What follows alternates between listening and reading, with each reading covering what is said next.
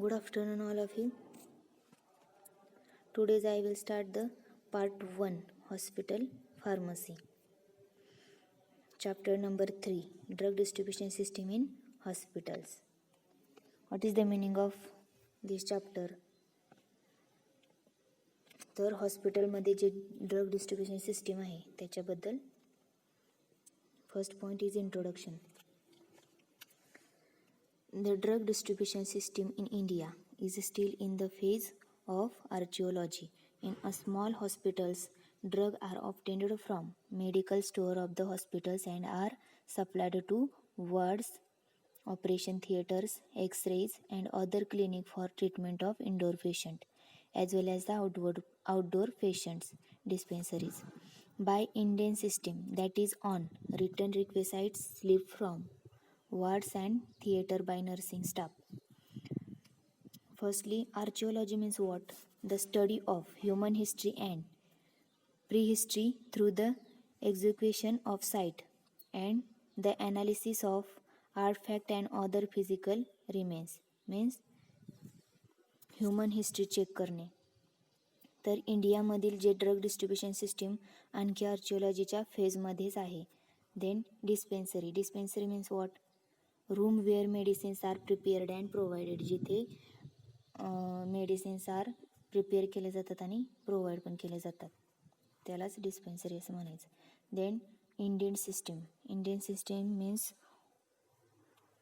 That is on return requisite slip from wards and theatres by nursing staff, म्हणजे ward किंवा थिएटरमधील nursing स्टाफकडून लिहून आलेल्या स्लिपवरून, त्यालाच इंडियन सिस्टीम असं म्हणायचं. The next point is such indents are required to be sent to a medical stores at specified intervals, normally which are majority of hospitals is 1 week. However, for any emergency requirement, such requisite slip or indents may be sent anytime. असे Indians ठराविक काळात medical स्टोअरला पाठवले पाहिजेत. याचा काळ बऱ्याच हॉस्पिटलमध्ये 1 weak असा आहे, पण फॉर एनी इमर्जन्सी कंडिशनमध्ये हे कोणत्या पण टाईमला सेंड करू शकतो आपण. Then next point is pharmacy services in hospital managed by the central and state government to insure that such services are organised in all hospitals throughout India, including those hospitals organized and maintained by it, like maintenance and supervisions of medical stores and the dispensing and distribution of drugs is under the supervision of junior medical officers of hospital. In this point, हॉस्पिटलमधील pharmacy services central आणि state government manage करते आणि ते याची खात्री करते की अशा सर्व्हिसेस ऑल हॉस्पिटलमध्ये मॅनेज करणे, आणि त्याच्यामध्ये including those hospital organise and maintained by it, like maintenance then and supervisions of medical stores and the dispensaries of distribution of the drugs in under the supervisions of junior medical office of the hospital. The next point is this is also true for private charitable hospitals where although there is graduate or diploma pharmacy candidates available, the overall supervisions is still by the medical officers. In that point same असेच private हॉस्पिटलमध्ये आहे, जरी तिथं graduate किंवा diploma pharmacy candidate असेल तरी देखील तेथील सर्व्हिस सुपरविजन हे मेडिकल ऑफिसरद्वारे होते. Then next is the aspects of the drug distribution in hospital are distribution to the outpatient, the inpatient and the operation theatres. The procedure of drug dispensing are categorized into the 2 types. हॉस्पिटलमध्ये drug distribution करायचे aspects हा out patient आणि inpatient आणि operation थिएटरला distribute करणे हा आहे. तर त्यात there are the 2 types of the first is ambulatory is also called as out patient services and second is inpatient services. Now see the first ambulatory patient services is also called as outpatient services. Outpatient is not occupying beds in hospitals or clinics, but after consultation and diagnosis, treatment is given without admitting to the hospital.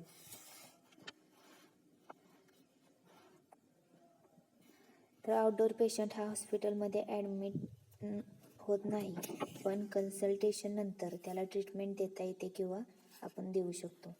Then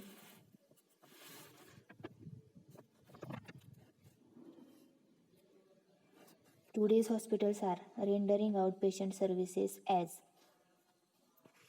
first is primary care, second is referral or tertiary care, and third is emergency care. Now see the first, primary care.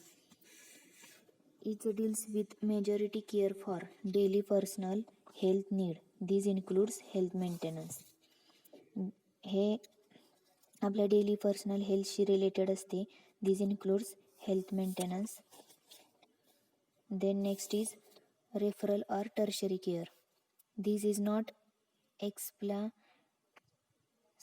Explanatory but it means care beyond the primary care. आपण हे सांगू शकत नाही, पण हे primary केअरच्या पुढचं आहे. Then emergency care. Emergency care, these services are provided for immediate medical attention or in case of an accident. Then next is the reasons behind the growth of outpatient services are summarized as under. Here are the reasons behind the growth of outpatient services are summarized. Then first is the deficiency of medical practitioners in some area. काही एरियामध्ये डॉक्टरची कमतरता असते. Then next is the need of health कम्युनिटीची गरज. Then to achieve control over patient receiving drug after investigation. Drug दिल्यानंतर पेशंटवर control करण्यासाठी. Then next is to conduct teaching programs as per the need of hospital. हॉस्पिटलच्या नीडनुसार teaching programme conduct करण्यासाठी. In this point first reason is the deficiency of medical practitioners in some areas. Then second is the need of health community, and third is to achieve control over patients receiving drug after investigation, and fourth is to conduct teaching programs as per the need of the hospital. म्हणजे काही भागात डॉक्टरांची कमतरता असते, तर काही health कम्युनिटीची गरज. देन ड्रग दिल्यानंतर पेशंटवर कंट्रोल करण्यासाठी आणि हॉस्पिटलच्या नीडनुसार टीचिंग प्रोग्राम कंडक्ट करण्यासाठी. Then next point is outpatient will be categorized as 4. Then first is emergency outpatients, second is referred outpatients, third is special outpatients, and fourth is general outpatient. Now see the first, emergency outpatient. 24-hour services are given to those patients who require immediate care for the survival. ज्यांना जगण्यासाठी immediate गरज आहे त्यांच्यासाठी 24 तास service असते या emergency आउटपेशंटसाठी. Then next is referred outpatients, private referred outpatients. These patients are referred to the hospital for specific purpose due to the lack of facilities available with the private clinic practitioners or patient need extra medical care. याच्यामध्ये private क्लिनिकमधील जे डॉक्टरकडून एखाद्या पेशंटला extra medical केअरची किंवा त्यांच्याकडे काही facility available नसतील तर त्याने पाठवलेले patient. Then next is special outpatients. After completion of the general checkup, the patients are asked to go for clinical, pathological or radiological examination for accurate diagnosis. A medicine or consist of medicine is given to him after receiving the test report. Checkup झाल्यानंतर पेशंटला clinical, pathological and radiological. Pathological means testing करण्यासाठी and radiological means for example X ray, then यांच्यासाठी पाठवणे. Then taste report आल्यानंतर त्याला औषध देणे, drug काय असेल ते देणे. Then last one is general outpatient. These patients come for checkup and medicines is prescribed to him, and they may either undergo minor surgery, superficial surfing dressing at the hospital. The patient चेकअपला येतात आणि त्यांना औषध देणे, त्यांची surgery किंवा त्यांचे dressing करायचे असेल तर. Okay, then here are the all about the outpatient could be categorized outpatient related. The next point is drug distribution system. We have seen in next lecture. Unit dosage system, floor ward stock system, satellite pharmacy services, central sterile services, and bedside pharmacy. Okay, I will stop here. Thank you. आज आपण या चॅप्टरमध्ये काय बघितलं तर introductive part of drug distribution system in hospital. म्हणजे त्याच्यामध्ये काय सांगितलं की इंडिया ड्रग डिस्ट्रीब्युशन सिस्टीम आणि आर्किओलॉजीच्या फेजमध्ये आहे. नंतर इंडियन सिस्टीम मीन्स वॉर्ड किंवा थिएटरमध्ये नर्सिंग स्टाफ लिहून आलेले स्लीपवरून. देन हॉस्पिटलमधील जे फार्मसी सर्व्हिस सेंटर आणि स्टेट गव्हर्नमेंट मॅनेज करतं आणि ते याची खात्री करते की अशा सर्व्हिसेस ऑल हॉस्पिटलमध्ये मॅनेज करणे आणि including those hospitals organized and maintained by the maintenance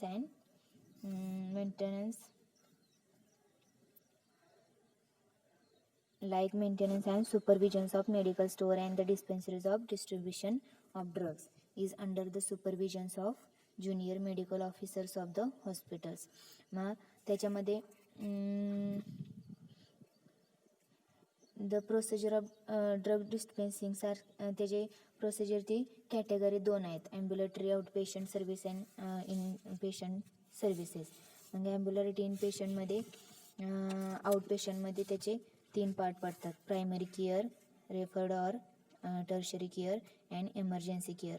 त्याचे काही रिझन्स आहेत.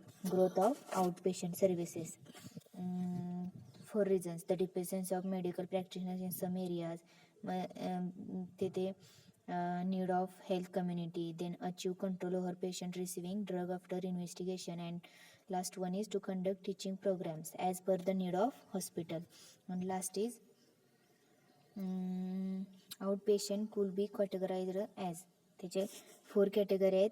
First is emergency outpatient, then referred outpatient, special outpatient, general आउटपेशंट.